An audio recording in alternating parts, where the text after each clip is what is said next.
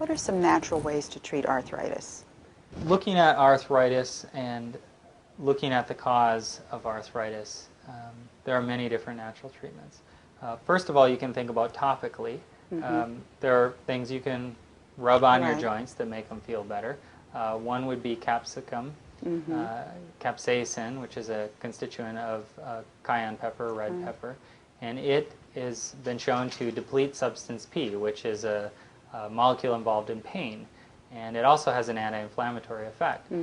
So it does a decent job of relieving pain and inflammation.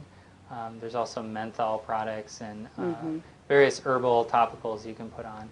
But I guess what I usually get most interested is in the cause.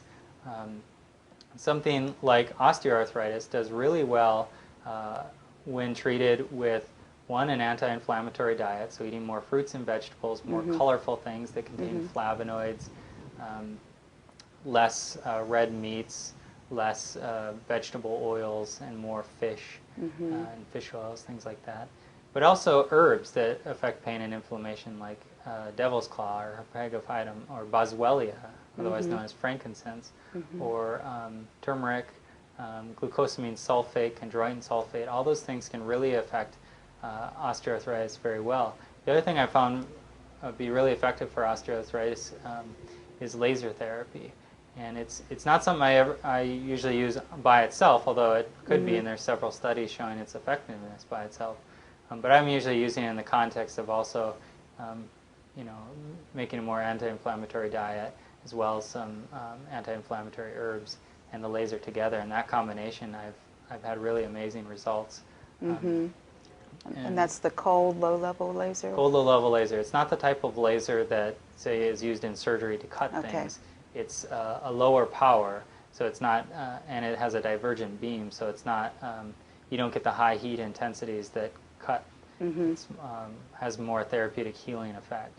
Now, when it comes to treating autoimmune type arthritis, like rheumatoid arthritis, it's much more complicated. It's much more multifactorial. There's a lot of things involved in there, but I see patterns, and the patterns I see in rheumatoid arthritis is that a lot of people have a dysbiosis. They have some sort of imbalance in their gut flora that is contributing. You get too much of the bad bacteria and too little of the good bacteria, and those bad bacteria, when they eat up food particles, they produce toxins that are then absorbed and contribute to pain and inflammation. That also has the effect of damaging the intestines. So I often see intestinal inflammation in people with rheumatoid arthritis. And I see that through an intestinal permeability test. They have what's called a leaky gut syndrome. And what that makes you susceptible for is when you have a leaky gut, then things get into your body that shouldn't be getting in. That increases the amount of things your immune system has to deal with, and so your immune system starts becoming overreactive. And you actually become reactive to some of the foods you're eating.